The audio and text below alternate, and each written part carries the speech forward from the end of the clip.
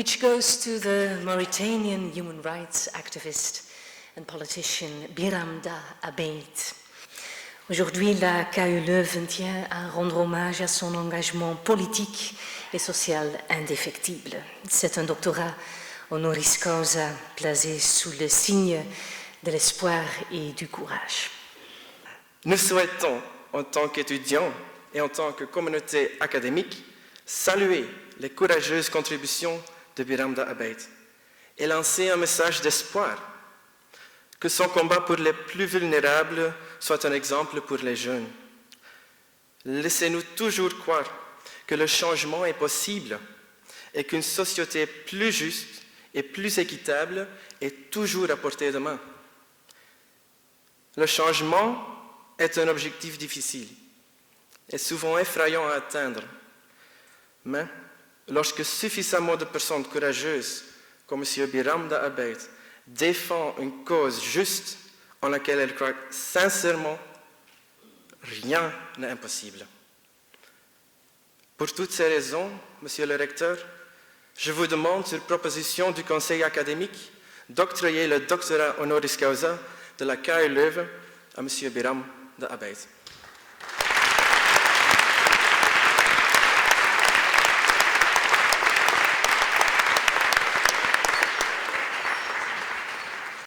Monsieur Biramda Abeid, la KU Leuven vous distingue pour vos années de lutte contre toutes les formes d'esclavage, pour votre engagement politique et social continu en Mauritanie,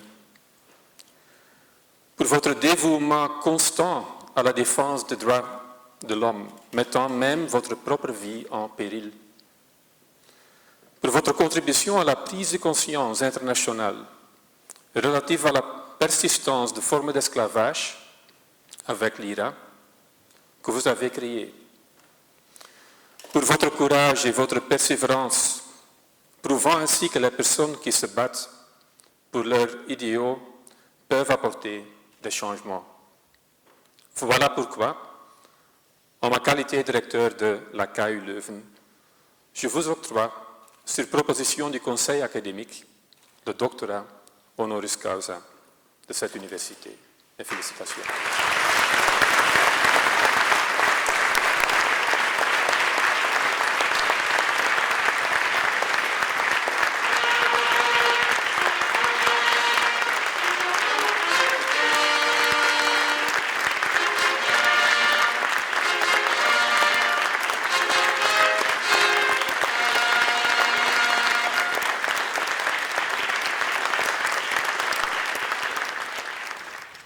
Monsieur le recteur, mesdames, messieurs membres du jury, mesdames et messieurs les étudiants, chers invités.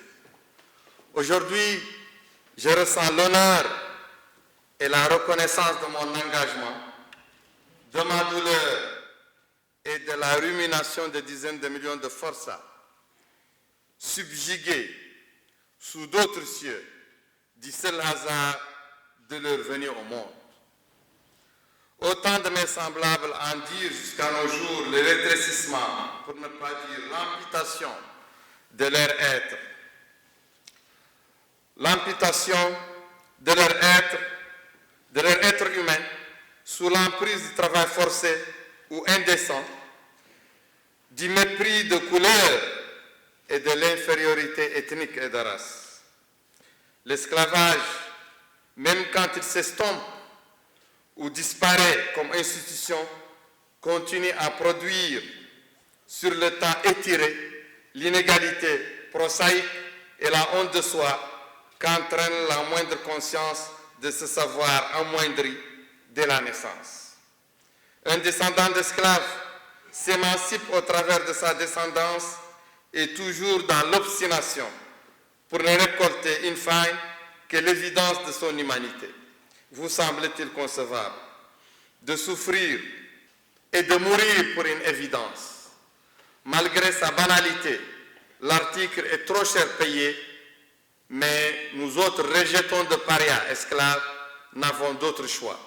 La liberté s'impose à nous, non en termes de faculté, mais en termes de survie.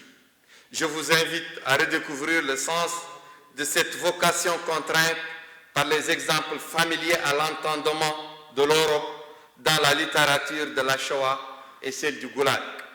Mais soyons équitables et ne nous interdisons pas l'ironie du paradoxe. Si l'humour et la politesse du désespoir, la lucidité ne dédaigne les coquetteries de la franchise. Oui, nos anciens maîtres sont aussi à plaindre. Ils naissent et grandissent dans la certitude acquise de leur préséance. Contestés ou accusés, ils cherchent argument auprès des promoteurs de la race et de la religion. Deux filets létaux, quand l'ignorance, le préjugé et la paresse les submergent. Les héritiers des propriétaires de nos aïeux, de nos pères et mères s'y débattent aujourd'hui sans le secours du discernement et finissent par s'épuiser contre la vague irrépressible de notre soif de mieux vivre. Vous pouvez le comprendre, vous les rescapés de tant de révolutions et de génocides, arrière-enfants de colonisateurs, tôt ou tard, les auteurs et complices d'une hiérarchie fondée sur l'infériorité de l'autre se trouvent émurés dans la prédisposition suicidaire à toujours s'imaginer le progrès en ennemi. Oui, pour son propre salut, la progéniture de ceux qui nous ont asservis des siècles durant mérite sa dose de thérapie curative. Or, nous en sommes l'unique pilule qui veut guérir se doit de nous avaler, puis ravaler l'amertume que nous représentons. Qui suis-je? Moi. Ma lutte inaugurale dès l'âge de 10 ans, je la dois à mon père. Il me pressait à me battre contre l'esclavage héréditaire qui décimait sa famille sur plusieurs générations. Aussi, étais-je programmé à me tenir debout en travers de toutes les persécutions, dans mon pays et ailleurs, quelle qu'en soit la victime. Un opposant banni, un activiste en prison, un objecteur de conscience menacé de peine de mort, une fillette mariée de force, un paysan dépossédé de sa terre, m'interpelle et je ne fuis l'injonction du devoir.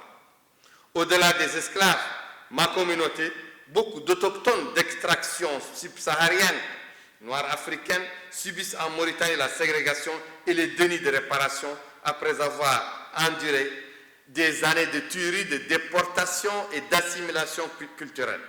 Les responsables de telles cruautés bénéficient encore de l'immunité par l'effet d'une loi sur mesure. Je salue ici la mémoire des suppliciés et disparus. Je renouvelle la résolution à leurs proches, ma résolution de poursuivre l'effort d'éradiquer l'impunité. Mon ambition va au juste, mon admiration va au juste. Les agitateurs à contresens, penseurs de la déconstruction, qui viennent souvent des groupes dominants et s'exposent ainsi à l'ostracisme de leur communauté. Leur concours accélère notre dynamique vers l'égalité et nous épargne alors davantage de sacrifices. Grâce à eux, la non-violence devient notre réflexe. Guerre une utopie. Chers amis, à l'Université de Leuven, je vous promets de poursuivre les œuvres de l'humanisme en action sur les nobles brisés de Baruch Spinoza, Primo Levi, Martin Luther King, Nelson Mandela et d'Alexandre Solzhenitsyn, pour ne citer que les grands maîtres.